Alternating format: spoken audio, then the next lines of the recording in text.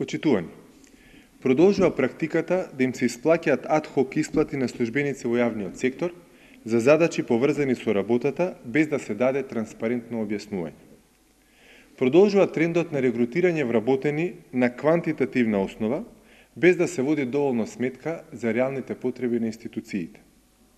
И покрај законската обврска, владата ги нема ажурирано ниту програмата за јавни инвестиции, ниту фискалната стратегија, ниту стратегијата за јавниот долг за периодот 2012-2014 година. Уште повеќе, властите досега не го доставија фискалното известување, што би ги презентирало податоците за централната државна власт во формат споредлив со стандардите на Европската унија. Буџетското планирање и извршување се влошени и квалитетот на трошењето на јавниот сектор продолжува да биде низок. Процесот на буџетирање продолжува да биде обременет со преоптимистички проценки за приходите, со недостаток на долгорочно планирање, со одлуки за трошење што се краткорочно ориентирани и со влошување во менаџирањето на јавното трошење.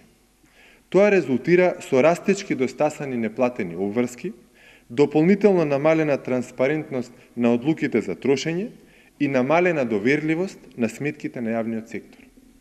Ова не само што ја замаглува информацијата за фискалната позиција на земјата, туку има и негативни ефекти врз ликвидноста на приватниот сектор.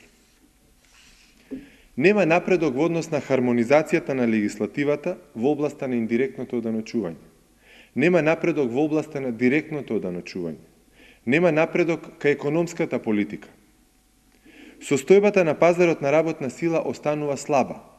Невработеноста продолжува да биде многу висока, особено кај младите и помалку образованите. Долгорочната невработеност, високата невработеност кај младите и многу малото учество на жените на пазарот на работна сила се причини за голема загриженост. Почитувани, ако ова ви звучи познато, како да е некоја од поранешните пресконференции на СДСМ, веднаш да ви кажам дека не е. Ова е само извадок од последниот извештај на Европската комисија кој се однесува на економијата во Република Македонија. Јасно е дека Европската комисија со дипломатски јазик ни соопштува дека европската криза нема никаква врска со тоа што нема напредок во владината економска политика, дека владата не ја исполнила законската обврска и не ја ажурирала стратегијата за јавниот долг и дека владата на премиерот Груевски продолжува да ги троши парите на граѓаните на лош начин и нетранспарентно.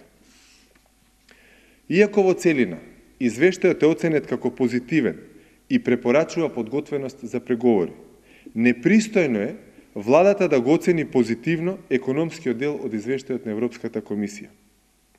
Ја повикуваме владата да не ги игнорира и да ги признае забелешките на Европската комисија, да посочи чија е одговорноста за неизвршување на законските обврски на кои укажува комисијата и во најкус рок да им представи на граѓаните детален план за тоа како ќе ги надмине овие сериозни слабости посочени во извештајот.